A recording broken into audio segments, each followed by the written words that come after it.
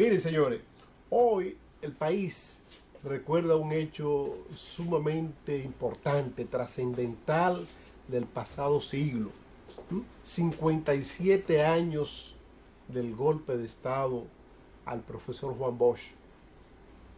Ese gobierno que surgió luego de concluida la tiranía de Rafael Leónidas Trujillo y Molina.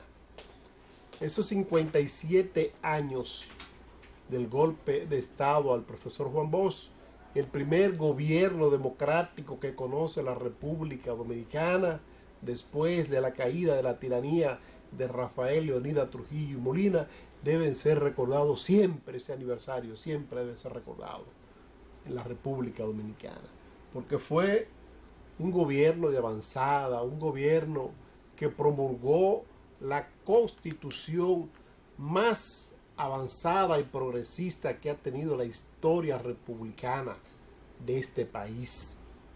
Ese efímero gobierno de apenas 7 meses de existencia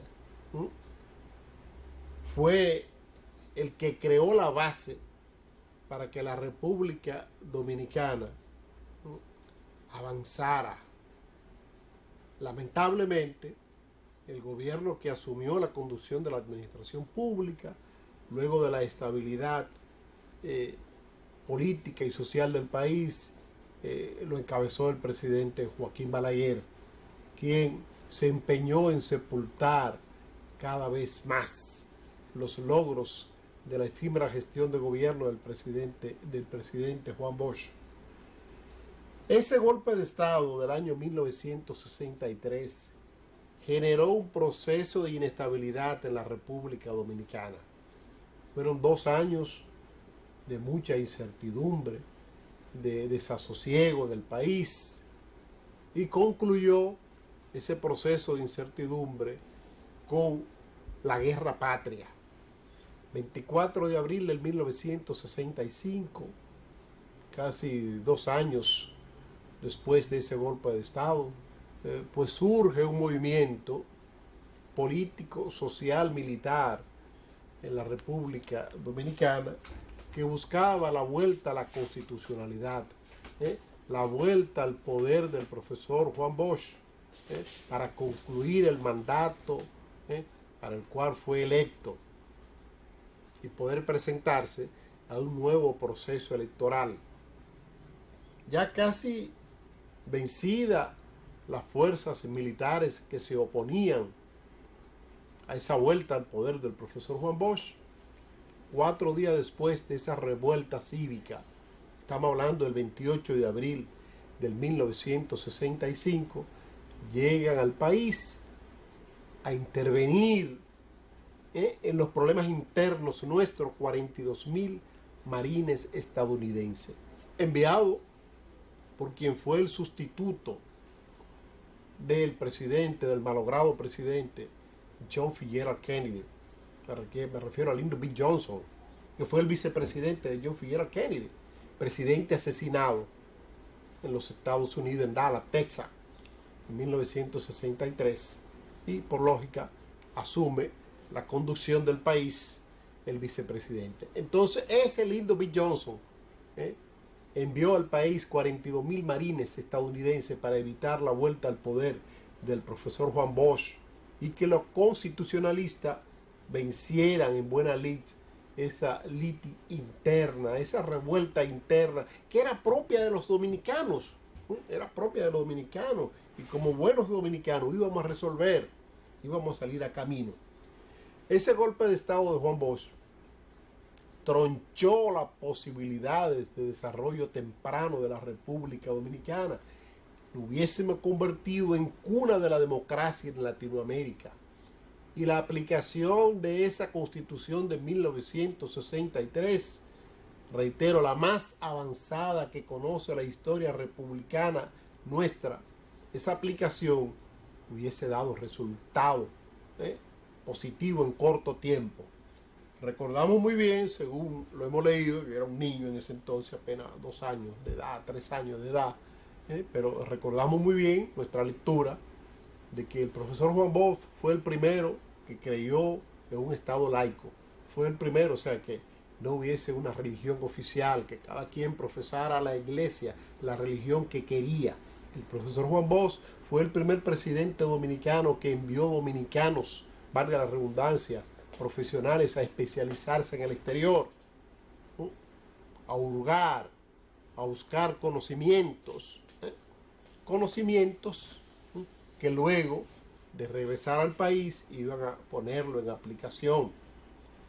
Ese profesor Juan Bosch, que luego se fue al exilio, duró un tiempo considerable en el exilio, regresó en 1966 en medio de las elecciones, participó en esas elecciones, pero a sabiendas de que todo estaba escrito y que él no iba a ser presidente de la República en esas elecciones de 1966. Juan Bosch, que todos conocemos su trayectoria de hombre honesto, pulcro, ese partido que lo llevó al poder en 1962, el Partido Revolucionario Dominicano, pues se vio en la necesaria obligación de abandonar sus filas y crear un nuevo partido político. Ya a la edad de 62, 64 años tenía aproximadamente Juan Bosch, en el año 1973, partido político que se llama Partido de la Liberación Dominicana. Fue forjando ese partido como el partido que él quería fuese el PRD. Y ese partido, luego de más de 20 años, 23 años de fundado, en 1996, asume por primera vez la conducción de la administración pública y trató de poner en marcha, los postulados, la esencia del gobierno malogrado del profesor Juan Bosch. Inició una revolución educativa en la República Dominicana, informatizando la educación, buscando brechas para lograr que el país, porque los países avanzan con educación, con modernidad. Los países no avanzan como era la República Dominicana en la década de los 60, cuando gobernó Juan Bosch, Balaguer, en la época de los 70, los 80, siendo un país bananero, dependiendo única y exclusivamente de la economía agrícola.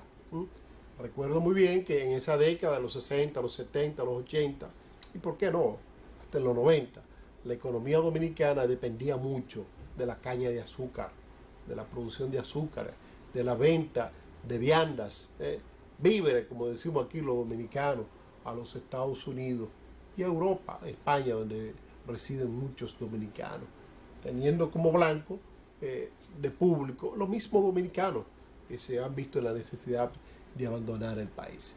Entonces, ese golpe de Estado, sin duda alguna, fue una estocada mortal al desarrollo de la República Dominicana, que se alivianó un poco con la llegada al poder del proyecto político de Juan Bosch en el 96. El gobierno 96-2000, y todo el mundo lo dice, independientemente del criterio político que tenga, fue uno de los gobiernos más avanzados que ha tenido la República Dominicana en las últimas décadas. Ese 96-2000, que encabezó el presidente Leonel Fernández, se inició el proceso de institucionalización del país, de las entidades del Estado Dominicano. Se abolió el macuteo. Aquí, en República Dominicana, había una figura que existe todavía, pero con menos empleo, que se llamaban los bucones, los tributarios, que era lo que le sacaban a usted la cédula de identidad y electoral, era lo que sacaban en tiempo récord el pasaporte, las licencias de conducir, le hacían gestiones para usted conseguir una licencia de porte y tenencia de arma de fuego con el soborno, porque ellos le cobraban X cantidad a usted, ellos repartían un poco más adelante eso que le cobraban a usted y le agilizaban el servicio. Gracias a Dios, el país no ha retrocedido de esos avances que comenzamos a lograr en el año 96, a pesar del nublazón del año 2000-2004, a pesar de esa nube oscura que afectó la economía de la República Dominicana y que culminó de una manera funesta, que fue el gobierno del presidente Hipólito Mejía Domínguez. En el 2004 se inicia otro gobierno del Partido de la Liberación Dominicana y todos conocemos lo que ha sido la política de varilla y cemento de los gobiernos peledeístas, la construcción del metro, teleférico, entre otras facilidades. Bueno, la constitución que fue en el año 96 de la Oficina Metropolitana de Servicios de Autobuses, la ONSA, la intervención en el sistema educativo dominicano, tanto en nivel preuniversitario como superior, la intervención en el sistema de salud de la República Dominicana, la dignificación de los salarios de los maestros, de los médicos, de los agrónomos, de los profesionales de diferentes áreas, que se le dignificó el salario. Porque ¿de qué le vale a usted ser médico, ser maestro, si va a ganar 3 centavos? Que cualquier obrero podía ganar más que un maestro y un médico en el pasado. Gracias a Dios y con la intervención de esos gobiernos, pues se dignificaron los ingresos de estos importantes servidores públicos. Hoy vivimos una época de mayor, si se quiere, acercamiento con la gente, de que la gente tiene un valor, de que independientemente el partido político que conduzca la rienda del Estado Dominicano tiene que respetar esos logros. Como yo le decía, la nublación del año 2000 no echó hacia atrás los avances logrados por la gestión 96-2000. La presente gestión, que encabeza un hombre para mí interesado en que la República Dominicana pues continúe su proceso de avance, que lo es el presidente Luis Abinader, tiene necesaria, obligatoriamente, que respetar esos avances del pasado y fortalecerlos. Fíjense cómo hábilmente Luis Abinader, que es un muchacho, digo muchacho porque es mucho más joven que yo, creo que 52, 53 años de edad, se empeña en dar seguimiento al proceso de dotar de seguro de salud a las familias menos pudientes del país, incorporándola al SENASA. La gestión pasada incorporó cerca del 80% de la población dominicana que no es empleada en el Seguro Nacional de Salud. El SENASA le corresponde a Luis Abinader completar el 20% restante y llevarlo al 100% de la población. Eso es irreversible. Cuando un país dice que va hacia adelante, nadie debe detenerlo. Y muy bien lo hizo Luis Abinader ayer, con motivo del día de la celebración de la Virgen de la Merced en La Vega, cuando aclaró muy bien que los logros en materia de los servicios públicos por parte del Estado no serían privatizados. Porque había un rumor quizás con cierta razón, porque los rumores no se fabrican así por así. Y como sabemos que es un gobierno que tiene una alta dosis del empresariado vinculado al mismo, pues todo es posible, como decimos un buen dominicano.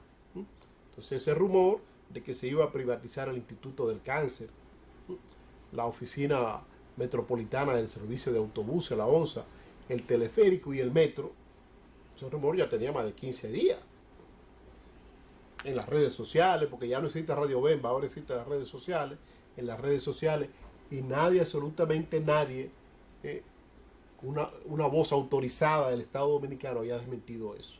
Bueno, lo hizo la máxima expresión del poder en la República Dominicana ayer en La Vega, Luis Abinader, porque Luis Abinader sabe muy bien lo que yo decía hace un momentito, que cuando los pueblos deciden avanzar, aquel que se pone como propósito hacer que eso retroceda, pues puede pasarla mal, puede tener problemas de cuestionamiento fuerte.